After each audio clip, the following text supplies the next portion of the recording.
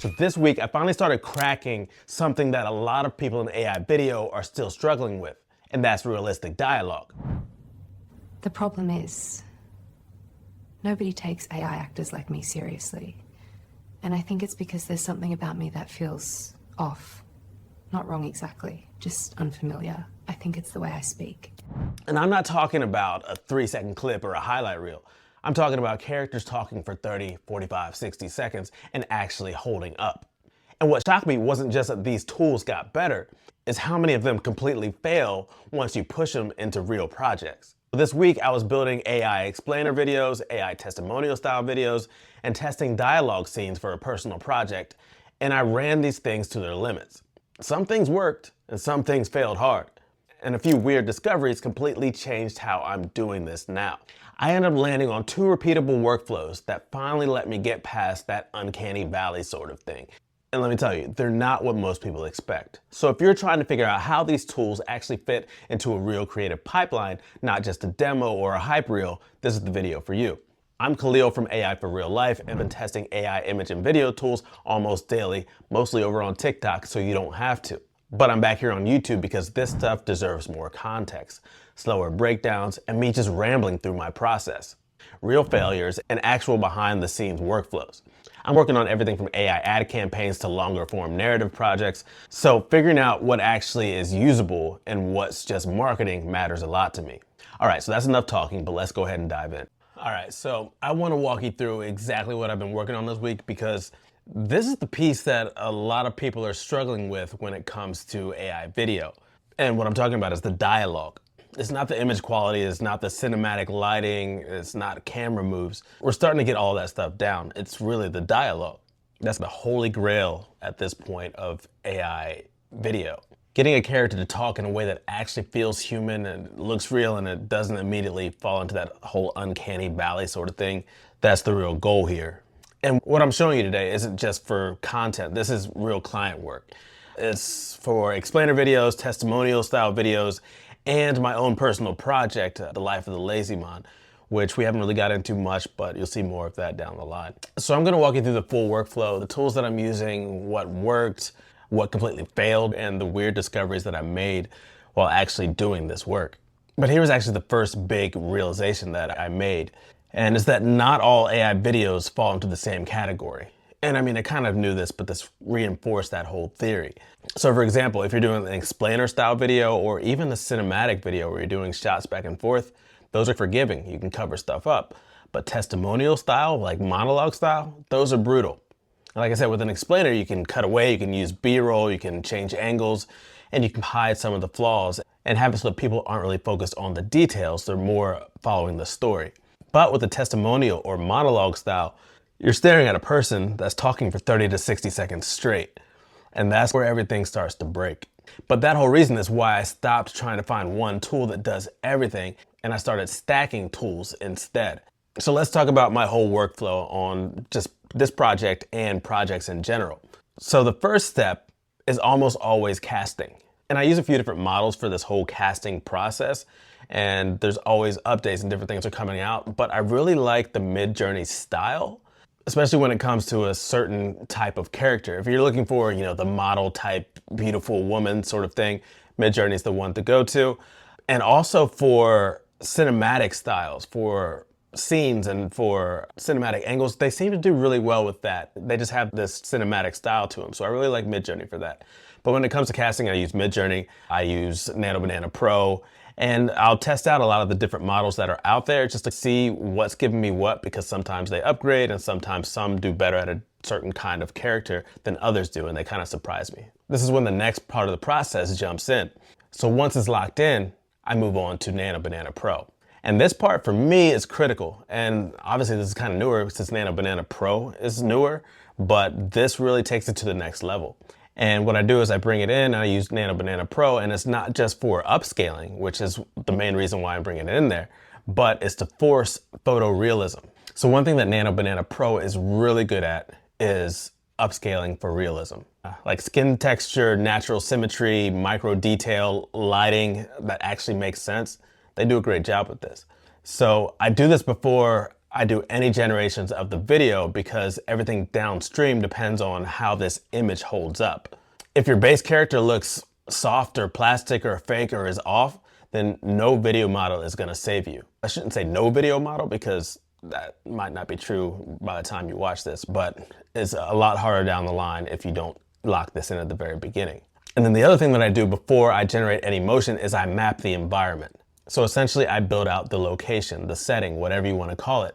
If it's in a room, I want to get multiple angles of that room. I want to do a wide angle, a mid angle, close, different things so that I have everything mapped out. And this prevents drift later on. It keeps continuity from breaking. So once I have the character and the setting locked in, that's when we start getting into dialogue. And this is the area where most people just lose it, including myself in the past. So right now, there are three main ways that I handle dialogue. And the first option is straight text to speech. And that's the one that, you know, if you put in the text into ElevenLabs or whatever, it gives you out the AI voice of saying whatever you typed in. So for polished explainers, ElevenLabs text to speech actually works really well now with their V3 version.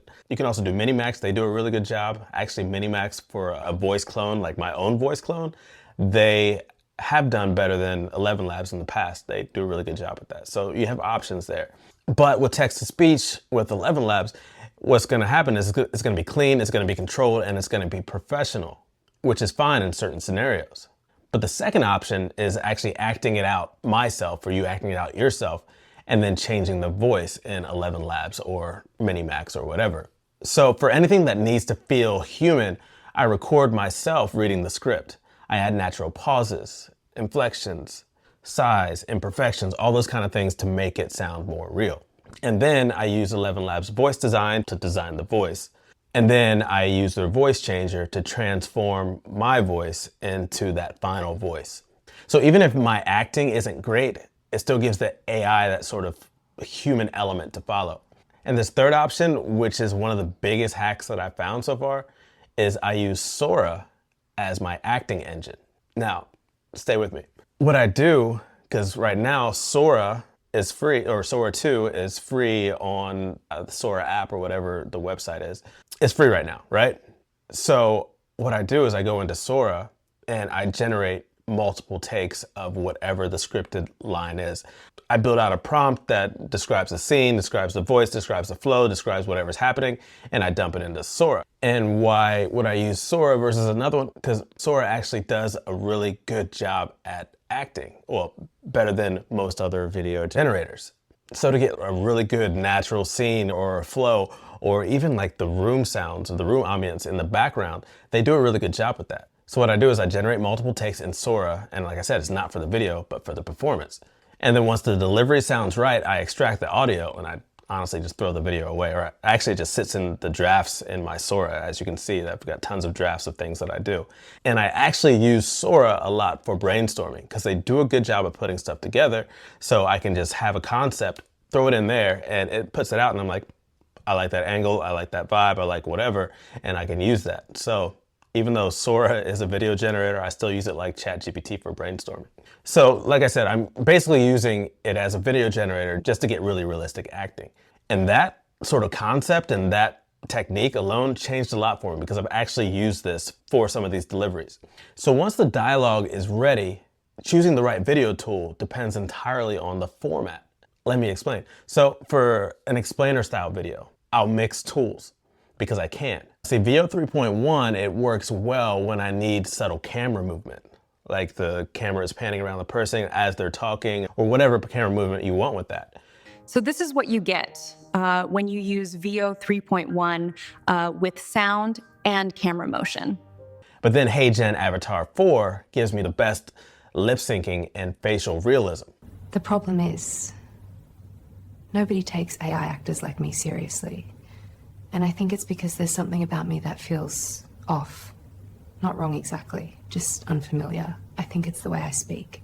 So for an explainer style video, or for a cinematic video even, you can hide the flaws with cutaways and B-roll and pacing. If I'm doing a video where it's cinema, you can cut to a different angle, you can look at what they're looking at, you can tell a different part of the story by a different visual while the sound is going in the background.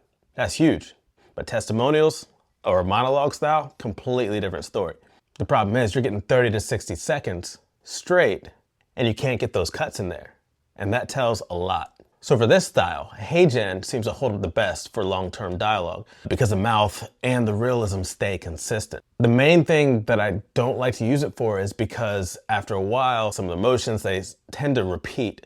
And it may be because I'm using it wrong. Maybe I haven't dove in as deep as I need to for that. And if I haven't, let me know. And if somebody from HeyGen is seeing this and wants to reach out and let me know how to do it better, please do, because that would be great. But for now, what I'm getting out of HeyGen is sort of a static camera feel where the person is just talking. But in certain scenarios, actually the stiffness sort of helps. Like for this one, for example, I started off with an image of my character and he's looking off camera. And then in the prompt, I said that he occasionally looks at the camera and says the lines. Well, I did the voice acting for this one and did the natural pauses and all the different things to make it feel more real, like a testimonial. And well, you take a look for yourself. All right, let's record this thing. All right, so I had a major VFX scene in my film that would have cost over $100,000 to shoot, like practically. And honestly, I was ready to scrap the idea because we're just going broke. But Steven's team stepped in with AI matte painting and digital effects that brought my vision to life for a fraction of the cost. I could actually afford it now. And now my film looks bigger than my budget by a mile. All right, so you get the gist, right? Well, with him looking off camera like that and starting off like that, it looks like he's reading from a script, which kind of sold it, because if you're doing a testimonial, you might have notes, you might have whatever, you're trying to just pull this off so that you can get this done. Well, that gave that vibe and it worked really well for that. So depending on what you're going for, whether explainer, testimonial, whatever, different styles, different models just work for different things better. Now let's talk about failure, because this part really matters a lot.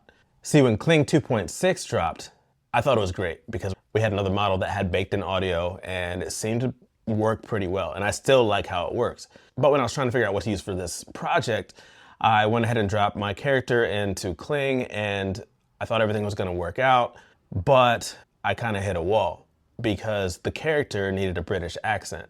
And I kept prompting it with Kling 2.6, but it would just not pick up that British accent over and over again. I tried it, but VO 3.1 actually pulled it off. So I ended up going with that model because I don't like to go back and forth between models as much.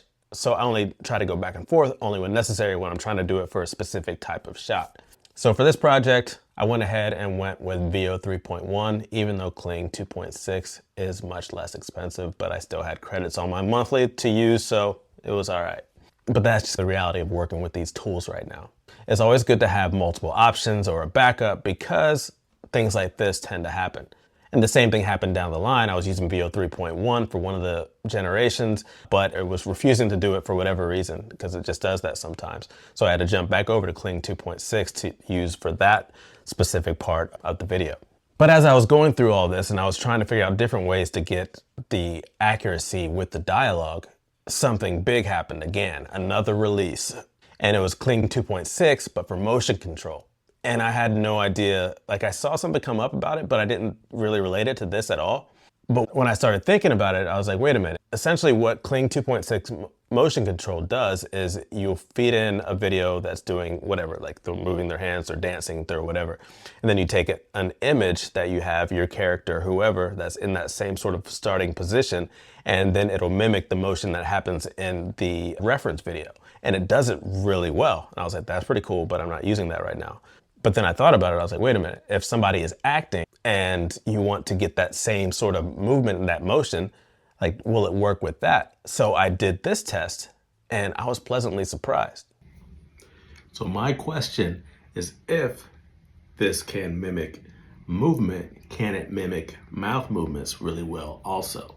That's the question. So with that, I did a few more tests just to see if it was a fluke or whatever, and it worked really well on the first shot.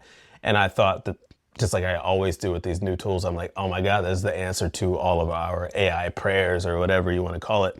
But just like every other one, it's not perfect. Now, don't get me wrong, they are not the first ones to do this. Runway Act 2, they were doing this. I never got it to work out very well for me. Some people did find success with it. Wand 2.5 did something similar. I didn't get it to work so well for me. Higgsfield Recast, they did it and it works really well with their own characters, but when you put in your own character, it was a bit difficult, but this one actually worked. And when you're doing it at a distance and just really quick, it looks really convincing. But here's something that was counterintuitive, like a counterintuitive discovery, I guess you'd call it. And that is that higher resolution isn't always better resolution. So let me explain this to you. This is actually something that I found with VO 3.1 also. I got really good detail and character realism when I did the generations on VO 3.1, but then when I went to download it, it gives you the option of upscaling it to 1080p. And when I did that, I realized that the 1080p version made it look plasticky with those weird sort of like plastic AI lines on the skin. And the 720p actually worked better for me on that. It kind of gave you that sort of natural grain, and that helps it look a little bit more real. And that was what I found out for myself, but that's something you can test on your own. But it was the same thing with these. With Kling Motion Control, they have a professional mode and a standard mode. And what I realized after I ran most of them on the professional mode, because that would make sense, right? You want to get the best quality out of it. And then I did a test where I ran one at the standard mode and one at the professional mode, same generation. And I noticed that the professional mode gave that plasticky, just shiny AI sort of skin, but the standard mode didn't. So that's just something that I noticed, something that you might want to take into consideration as you are trying these things, maybe not going for the upscale initially, and then doing that maybe in post with something like Topaz might be a better idea, because that little bit of grain in there helps keep things looking real. And then another thing that I learned is that I avoid, whenever possible, chaining clips using the last frame as the first frame. And in theory, it makes sense and it does work theoretically. But in practice, realism starts to degrade pretty fast. Colors shift, skin changes, faces drift. So when I'm doing a testimonial style, and I'll show you an example right here, when I was doing it with VO 3.1, and I also tried it with the new WAN 2.6 model, which you can actually input your own audio. This is one of the first models that allow you to do this. And at first glance, it was amazing, but it's that same sort of thing when it comes to this. For one, it made the skin texture a little bit more cartoony than a model like VO 3.1, and especially than HeyGen. But what happens is these things will only generate clips up to about 15 seconds. So to do a longer form monologue or testimonial style, you're gonna have to get these clips to go together. And in order to do that, you're gonna have to do multiple generations and then get them to match up. So what happens is as you go down the line, it starts to degrade faster and faster and faster. Like look at this example. He starts off here, photorealistic, everything looks great. And then as we go, he looks more like a Simpsons character actually by the end of this thing. So it's something you have to keep in mind. So if you need one consistent take, for me, the best one to use was HeyGen. So yeah, that was my workflow this week. Those are the tools that I used, where they worked, where they broke, and how I'm actually using them in real projects. And at this point, I've landed on two repeatable approaches. So for explainers or cinematic style videos, I cast the character using the best image model for the job, and I lock in the scene, I upscale for realism, I generate dialogue in ElevenLabs, and I generate the video with either VO 3.1 and HeyGen, and then sometimes Kling 2.6 depending. Then I use editing and B-roll and cutaways to hide the flaws just like a real production would. And so for testimonials and monologues, which are much harder, what's worked best is doing the voice acting myself. And then I convert the voice in ElevenLabs or Minimax. And then I generate the full clip in HeyGen or act out the whole scene using Kling 2.6 Motion Control when it fits. And those two workflows alone unlock things that I couldn't even do a few weeks ago. And I'm still refining this whole thing as I use it on client work and on my personal projects. The main one that I'm really working on is The Life of the Lazy Mon, which is where all of this is kind of ultimately headed. And we're not fully there yet, but we're a lot closer than most people realize. And until these tools kind of merge into one platform, the real advantage is knowing how to stack them and when to use each one, to be honest with you. But there is actually an interesting development over on Higgsfield with their new Cinema Studio. And I'm gonna check it out and maybe do a video about that next because it looks like a really interesting way of them actually stacking all these tools together for cinematic workflow. But this whole thing is where AI stops being about prompts and short clips and starts becoming actual AI filmmaking. So if you found any value in this video, please make sure to subscribe to the channel and definitely leave any questions or comments that you may have, because that helps me understand what's missing, where you're getting stuck, and honestly, a lot of your comments have helped me find new ways of doing what I'm doing and new approaches to my workflow. And if you want some of the quicker tips and features that I do in between these long form, check out my channel over on TikTok. But thank you for watching, and yeah, we'll see you in the next one.